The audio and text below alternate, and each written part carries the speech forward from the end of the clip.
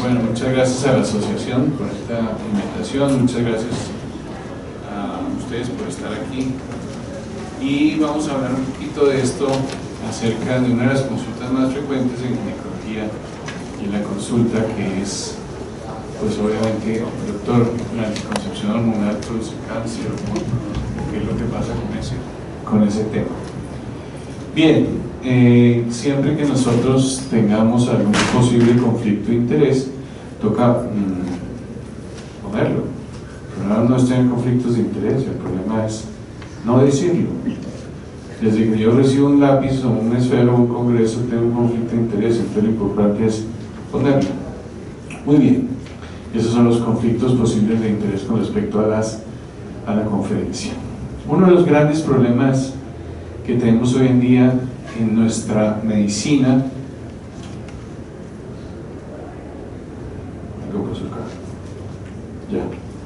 nuestra medicina es la epidemiología de la asociación. Todo se asocia con todo y con nada. Hoy todo produce de todo y todo protege contra todo. Entonces la señora le dice a uno, bueno, doctor, ¿qué hago? ¿Como salmón o no? Eso es que tiene mucho plomo, muchas cosas raras. Pero el reumatólogo le dice, no, coma salmón porque eso le aumenta la vitamina D. El otro le dice, no, no coma porque resulta que a pesar de que mejora el HDL, puede producir otros trastornos a nivel hepático. Y un poco de cosas que básicamente son asociaciones, no son problemas de causalidad. Y el problema es que nosotros pensamos que la asociación es una causalidad, y eso está muy, muy mal. Bien, entonces hablemos un poquito de cáncer y anticoncepción oral, o anticoncepción en general. Vamos a ver, vamos a hablar de 4 temas específicos, 4 cánceres: cáncer de ovario, cáncer de endometrio, cáncer de colon, cáncer de recto y por último cáncer de seno. Esto es sinomontris.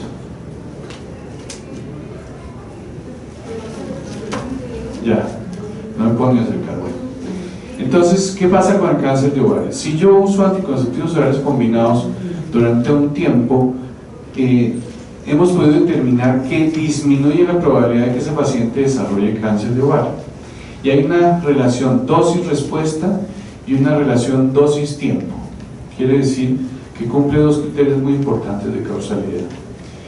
Y fíjense la relación: si la paciente nunca toma versus que tome un año, es más o menos similar al riesgo, pero a partir de 1 a 4 años, 5 a 9, 10 a 14 y más de 15 años, la probabilidad, el riesgo relativo, disminuye sensiblemente. Y tengamos eso en mente porque eso nos va a servir para una discusión que vamos a dar un poquito más adelante. Entonces, las pacientes que toman anticonceptivos orales por años tienen una disminución importante del riesgo de presentar cáncer de ovario. Porque es que a uno le dicen, doctor, entonces, ¿cuánto descanso? ¿Cuándo descanso? No tiene que descansar de nada, porque en realidad no se cansa. Cáncer de ovario en portadoras de BRCA1 y BRCA2, entonces sería un problema más difícil. ¿Por qué? Porque es que entonces, si eso es así, ¿será que yo puedo poner en esas pacientes, para prevenir el cáncer de ovario, que tienen mayor probabilidad de presentarlo, los anticonceptivos orales o no?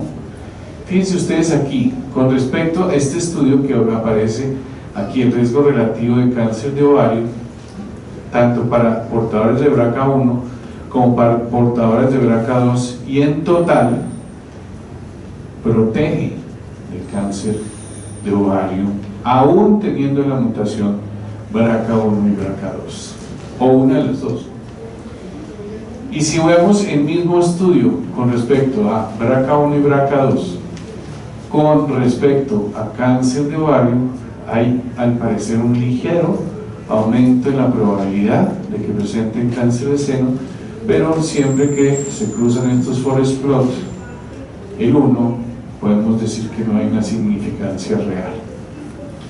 Entonces, hasta ahora digamos que el uso de anticonceptivos en pacientes disminuye el cáncer de ovario con una relación de tiempo de uso, pero adicionalmente sabemos que aún siendo portadores de la mutación, también disminuye ese cáncer.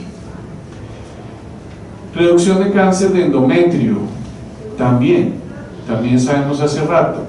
Muchos de estos ya no se estudian más porque ya lo sabemos, ya tenemos mucha evidencia al respecto. Este señor que solo ha estudiado progestinas en su vida, que se llama Alfred Meck, un alemán muy prolijo en producción sobre progestinas, nos hace esta revisión sistemática y metaanálisis de muchos estudios acerca de si hay una reducción o no de cáncer de endometrio en pacientes usuarios de anticonceptivos a largo plazo. Y si se cumple esa misma premisa, dosis en términos de dosis respuesta y de tiempo de uso, pues tenemos exactamente esta gráfica. Es de la incidencia acumulada de cáncer de endometrio en no usuarios, en usuarios de 5 años, 10 años y 15 años. O sea que aquellas que utilizan los anticonceptivos durante todo ese tiempo van a tener una reducción importante de la incidencia de cáncer endometrial. Ahora pasamos al de colon y recto. Nosotros teníamos también ya algunas muestras de que los pacientes presentaban menos incidencia de cáncer de colon, de cáncer de recto y cáncer colorectal, porque se pueden presentar los dos. Fíjense ustedes, riesgo relativo 0,81 con intervalos que miran hacia ese lado, de cáncer de colon solo 0,85 con intervalos que miran hacia ese lado, y cáncer rectal solo 0,8 con intervalos que miran a ese lado. Quiere decir que son estadísticamente significativos y esa significancia se da.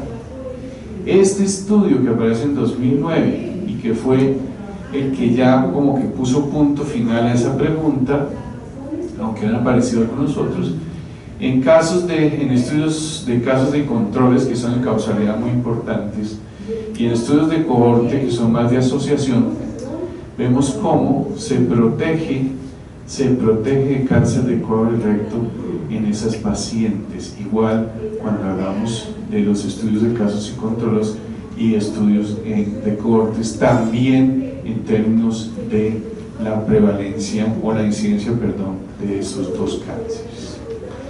Entonces, ya tenemos 4 cánceres que son disminuidos por los anticonceptivos orales combinados: ovario, endometrio, colon y recto. Ahora, esta es la preocupación más grande. Entonces dice, bueno, ¿será que esa cosa me produce más cáncer de seno? Nosotros nos tenemos que diferenciar de las pacientes, no por arrogancia, sino porque nosotros tenemos que ser capaces de discriminar la literatura que nos llega a las manos. Y esa capacidad la debemos tener nosotros.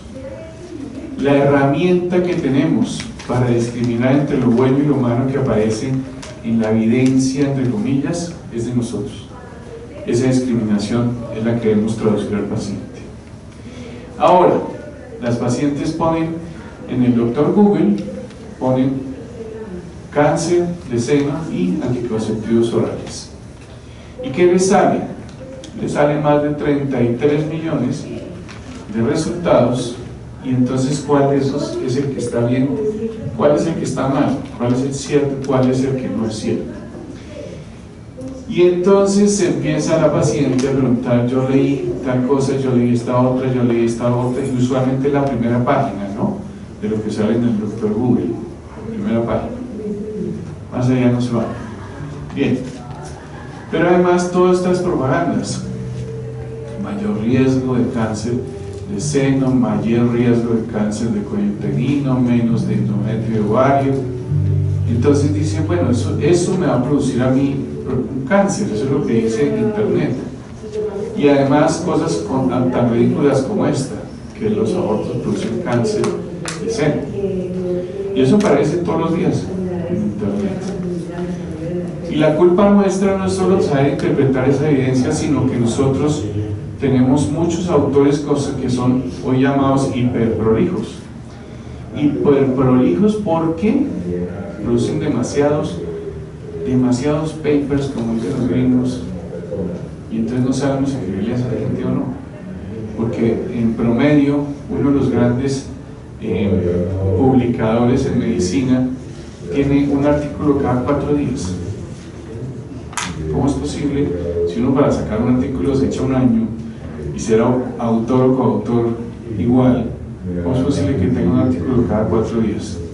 Hay cosas que no están funcionando como deben ser, y esta es culpa nuestra, es uno de los pacientes. Bien, además todo el mundo relaciona el cáncer de seno con las hormonas, entre comillas. Claro que no tenemos que ver cuáles son las hormonas, pero bueno. Y muchos clínicos y pacientes piensan, esta competencia del lado está dura, ¿no? ¿Ah? Ya, no. ¿Me están oyendo? No, venga, doctor, venga. Tranquilo. No hay problema. Es que a veces se les sube el volumen. Muchos pacientes y clínicos piensan que la anticoncepción sí está ligada a cáncer de seno. En 2017, en diciembre de 2017, apareció un estudio que nos hizo mucho daño a nosotros ginecólogos, que mostraba que en 1.8 millones de mujeres seguidas durante tantos años, 10 y pico de años, hubo 11.000 casos incidentales de cáncer de seno. Incidental quiere decir que es la incidencia, ¿no? Y tenía a los que alguna vez usaron anticonceptivos tenían un poco mayor riesgo que las que no. Y entonces los internistas le decían a uno: ¿sí ve? Mire lo que salió, ¿sí ve? Esa cosa así produce cáncer de seno. Bien. Y entonces lo primero, cuando tiemblan, es cuando uno les hace estas preguntas: ¿por qué no todos los cánceres son estrógeno positivo? Si dependen o son causados por los estrógenos. Contesten eso. ¿Por qué hay cánceres doble negativos y triple negativos? ¿Por qué? Si son causados por las hormonas. ¿Por qué una minoría de cánceres son progesterona positivos? Si son producidos por las hormonas. ¿Y por qué el cáncer de seno aparece en las mujeres después de la menopausia? ¿Por qué? Si son producidos por las hormonas, ¿por qué aparecen después? Eso no lo pueden contestar. Muy bien. Además, cuando hablamos de hormonas, pues no son las mismas cosas, estas cosas que se inventaron los gringos, que son los estrógenos conjugados, que son más de 270 estrógenos en una pastilla, de los cuales se conocen no más de 60, y el resto no tenemos ni idea de qué son. Son equinos, o sea, esos son sacados de yeguas preñadas. Más de 270 estrógenos. O estos que nos enseñaron a nosotros, el estradiol, el estirolestrona, y este, que no es nuevo ni mucho menos, que es el estetrol, que es un estrógeno natural, el E4, que no se habla mucho, pero ya se está hablando mucho de anticoncepción y se está hablando mucho en menopausia. Muy bien. Bueno, y esto nos faltó todas esas progesteronas, que cada una tiene características distintas. Este fue el artículo que apareció en el English Journal of Medicine, que es el que leen los internistas. Usualmente leen los avisos, ¿no? El título y ya. Pero fíjese este señor que está acá, Lidegaard. Este señor publica 22 publicaciones en 24 meses. Entonces, ese señor, ¿de dónde parece ser? De Dinamarca, por ese nombre tan raro. ¿Y qué hacen ellos? Ellos tienen una base de datos poblacional, donde están todos los datos suyos: dónde vive, cuántos años tiene, dónde estudió, cuánto estudió, cuánto gana, bases poblacionales. Y de ahí espichan botoncitos y dicen: sáquenme todos los cánceres de seno y asociemos cosas con eso. Cuando yo veo esta cosa que se llama la base de datos demográfica danesa como la fuente del estudio que voy a leer, me da esa cosa que se llama un frío que va de acá a acá. Es igual al frío ese que siente uno cuando el histerómetro va en 20 y no para. Exactamente. ¿Por qué? Porque la base de esos es totalmente sesgada. Y vamos a ver. Este tipo de bases no tiene información para variables muy importantes como cáncer de seno, que son asociadas. Por ejemplo, la menarquia, la historia de lactancia, historia familiar, bracas, mutación en la familia, actividad física, edad de comienzo de los anticonceptivos, consumo de alcohol, sobrepeso, todas variables pesadas en ese desenlace. Y ellos decían que comparado con nunca usar el riesgo de cáncer con anticonceptivos, que es la más común, era 1.2. Elevación discreta del riesgo en dispositivos del neogestrel. ¿Y eso qué quiere decir? Que hay un caso extra, o teóricamente, por cada 7.600 mujeres que usan anticonceptivos en un año. Un caso extra. Y a pesar de la magnitud ínfima, se encontraron diferencias significativas, que es otro gran problema que tenemos en los estudios. Como tiene significancia estadística, entonces de entrada pensamos que tiene significancia clínica. Es un error muy grande. Bien, vamos a aclarar eso, y si esto queda claro, yo quedo feliz. Eso lo hago con mis estudiantes allá en la universidad. ¿Qué hacemos? Riesgo relativo. Si está entre 2 y 0,5, es una zona potencial de sesgo, y que si está por encima de 3 o por debajo de 0,33 es una zona de interés. Ese me interesa porque es un riesgo relativo que sí tiene un peso. Pero fíjense el estudio danés, ¿dónde queda? 1.2. Muy probablemente en una base de datos tan grande no tiene nada que ver ese resultado. Y dice este artículo, que el que quiera se lo mando con todo gusto, en la asociación tienen mis contactos. Dice que en conclusión, cuando los lectores se encuentran con informes de epidemiología, de observación, con tamaño de efecto menor a 3 o 4, los resultados con frecuencia son erróneos, Esas asociaciones no justifican, ni siquiera sacar una noticia, como saben todos los días en la noticia ese señor que se llama Sánchez Cristo, que maneja el país con un micrófono, y además sabe un jurgo de todas las especialidades de medicina y subespecialidades. No justifica tampoco cambios en la práctica clínica. Esa epidemiología de observación, que es la que nos inundó, es una herramienta Roma y mal manejada. Muy bien. Ese estudio danés mostró una pequeña elevación, 1.2, con muchos confusores potenciales y con muchas variables que no fueron incluidas. Este también es muy importante. Imagínense cuándo estudió este señor. ¿Cuáles son los 8 pasos de estudios en causalidad? 1965, y sigue siendo absolutamente vigente. Son 8 pasos. Una de esas es la asociación, que debe ser fuerte, como acabamos de decir. Y se pueden perder muchos casos de pacientes que no han sido seguidas en estas investigaciones. No existía información sobre el examen físico paraclínico, ni sobre las mamografías, porque una cosa es la mamografía clásica, otra es la mamografía digital, otra son todas esas técnicas nuevas, y la metodología de diagnóstico de cáncer de seno tampoco fue sistemática. Y a pesar de que en esa base de datos hay estos años de 15 a 79 años, los investigadores solo limitaron el análisis en mujeres menores de 50 años, que son solamente una tercera parte de todos los cánceres de seno. Bien,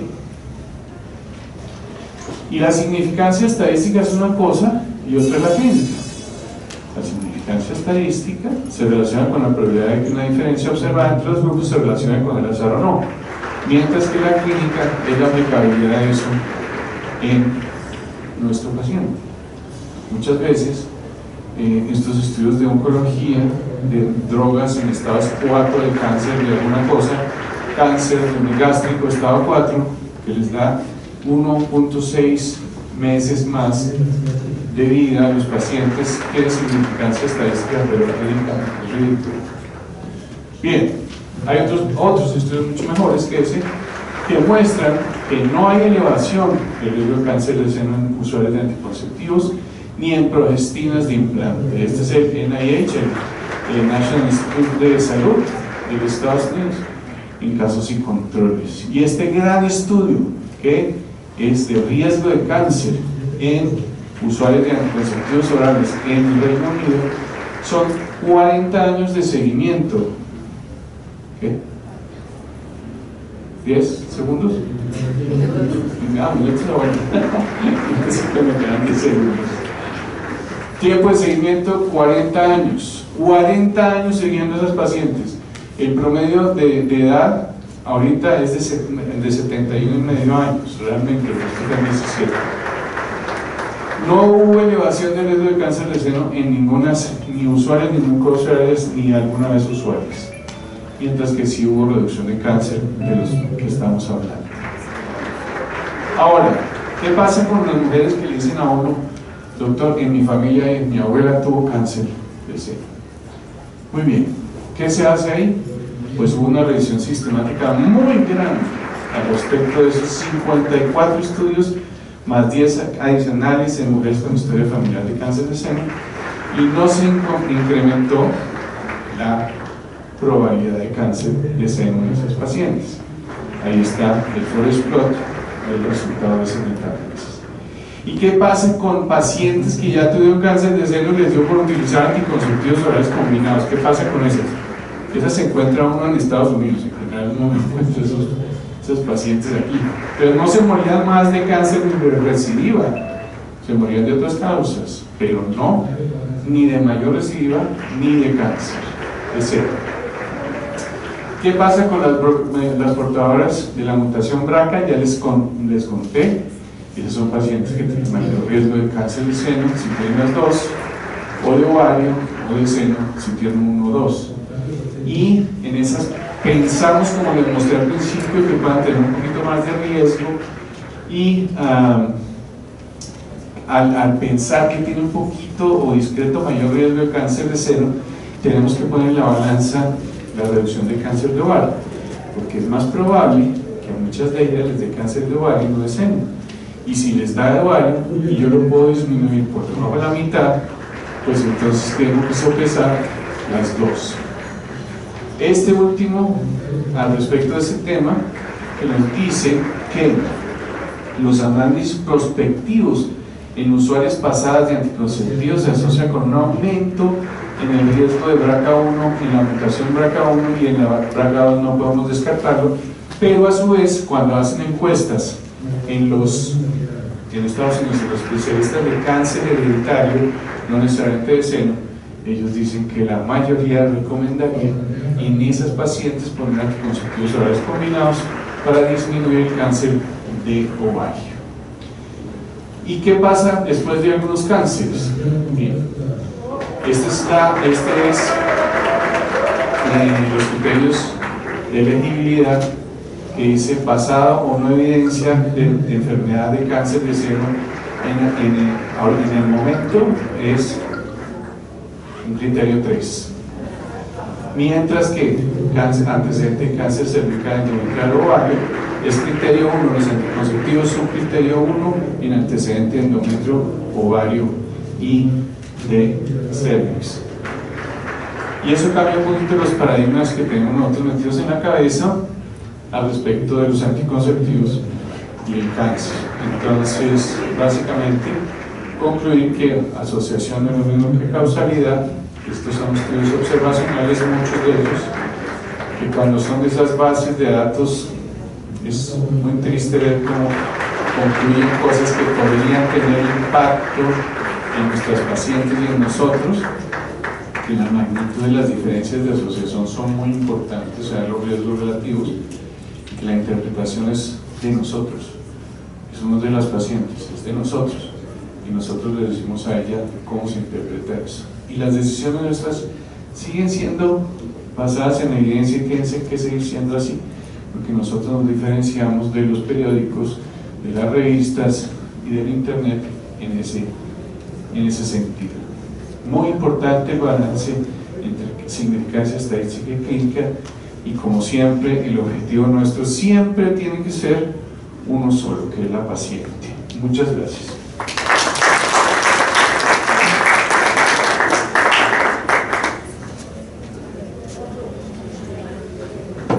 Agradecemos al doctor Martín por brindar